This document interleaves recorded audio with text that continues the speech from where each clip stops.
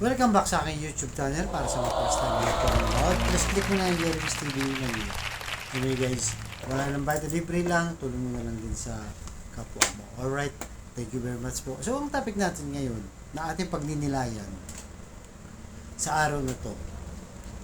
Dahil sa ngayon, usong-uso pa rin yung Olympic na pinag-uusapan pa rin dahil sa nakuwang gold medal itong si Carlos Yulo at mga iba pang mga athlete at ng iba't ibang bansa. And guys, di ba? Bakit ang mga atleta ay mahalaga sa kanila yung practice nila bago sila lumaban o sumabak sa kanilang laban, di ba? Lalo na pagka Olympic guys, every 4 years yan. So ibig sabihin sa susunod yung 2028, ngayon pa lang, di ba? Magpa-practice na sila sa kanilang mga sports, di ba? Kung ano, boxing, gymnastic, pole vaulter, swimming, at kung ano-ano pa, di ba? Kasi nga ang mindset nila para yung kanilang muscle masanay na. Kasi alam naman natin palakasan yan guys. Pag sinabi mong sports, katawan talaga po nandyan. Kahit na anumang larangan yan. So, yun ang mindset nila para pagdating ng tournament na o kagaya na Olympic, sanay na sila. Parang hindi na sila masyadong mahirapan.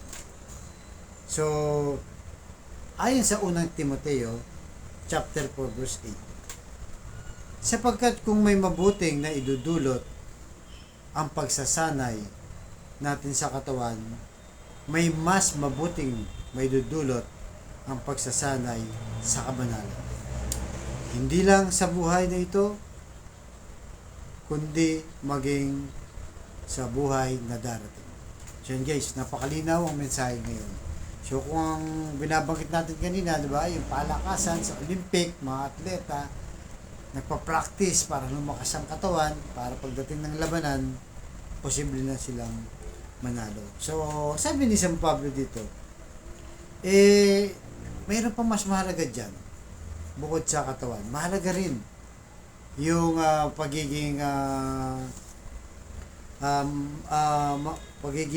pagsasanay sa pagiging banal o yung kabutihan. Dahil at the end of the day guys, lahat tayo ay mawawala dito sa mundo. Na importante yung spiritual. Importante yung katawan natin yung kasi nabubuhay pa tayo ngayon, di ba? Kagaya ng athlete, importante yung lakas nila, yung katawan nila, discipline, energy. Importante yan. Pero hindi lang naman tayo dyan nagtatapos, di ba? Meron tayong spiritual na pinaghahandaan. Kaya nga, ang kailangan natin gawin ay mamemorya din, di ba? Mamemorya. Masanay ang ating sarili na gumawa ng mga kabutihan, pagtulong sa kapwa, di ba? Pagpapatawad, pagiging bukas ang palad, di ba? Mapagbigay, tulungin, magalang, at kung ano pang mga kabutihan. Para na sa ganun, di ba? Darating yung araw, di ba? Nagtanim ka ng mga mabubuting bagay, may nangailangan sa iyo, tumulong ka, di ba? Nag-volunteer kang tumulong sa kapwa, di ba? May mga kamag-anak ka, sobra-sobra kang pera, nagpaaral ka ng mga anak ng mga pamilya mo, kapatid mo, dahil kulang sila sa pinansyal, pinaaral mo, o talaga namang mayaman ka, nagtayo ka ng foundation, mga charity, at kung ano pang mga kabutihan ang ginawa mo. Kaya darating yung araw, talagang yung pagsasanay mo na yun ay mapunta sa kabanalan, di ba? Yung pagiging matuwid mo bilang isang tao, hindi man perfecto guys, pero majority, gaya like ko sinasabi dito, ay mabuti ang ating ginagawa, di ba?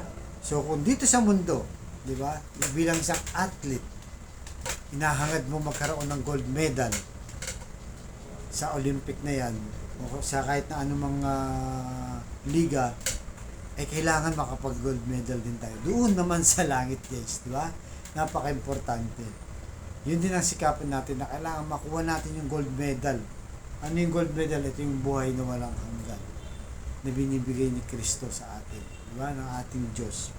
na sa paggawa ng mabuti sa ating kapwa, diba, pagsunod sa kanyang kautusan sa ating Panginoon Yesus, ay darating yung araw, mananalo din tayo. Diba? Sa kabutihan ginawa natin, pagserbisyo sa Diyos at sa ating kapwa-tao, ay ibibigay ni Lord. Yung gold medal na naghihintay, wala nang iba kundi ang buhay na walang hanggan. Diba? Dahil pag hindi natin yan sinikap, guys, yung buhay na walang hanggan na yun, may dudulot niya ay kamatayan naman.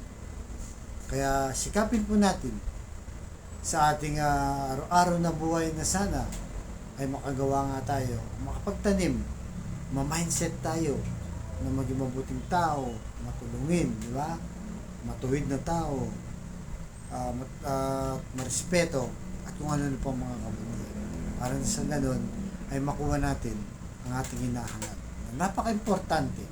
Kahit athlete ka man ngayon, malakas ka man ngayon, darating yung panahon, mawawala din yung katawan mo ngayon. Kaya importante, di ba, yung kabanalan na ating sanayan sa ating buhay pang-araw-araw. Kaya sa kapatid natin nanonood sa aking vlog na may matinding karamdaman, problema sa pamilya, problema sa financial, at problema rin sa karamdaman, sabihin mo ako sa napakasimpleng dasal. Kung ikay maniwala at matuwala, ay tsak yun pagkakaloob ng ating Panginoong Yesus.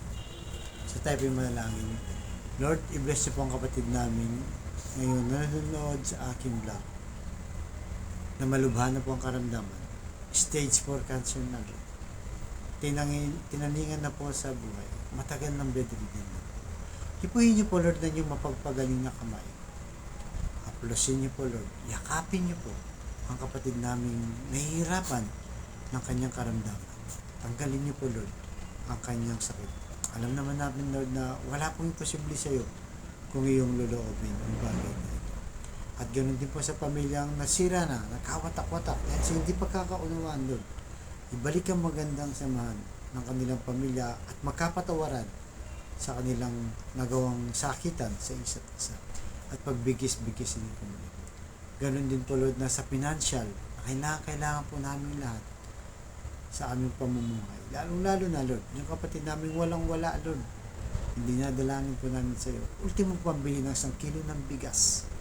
Hinahanap pa, Lord. Pinoproblema pa. Pambili ng ulam. Pambaon sa mga bata, Lord. Hindi alam kung saan kukuha.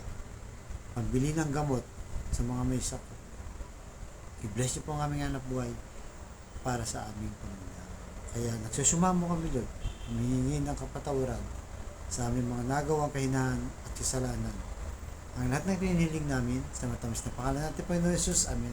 To God all be the glory. Sa ngalan ng Ama, ng Anak, ng Diyos, Espiritu Santo. Thank you very much po.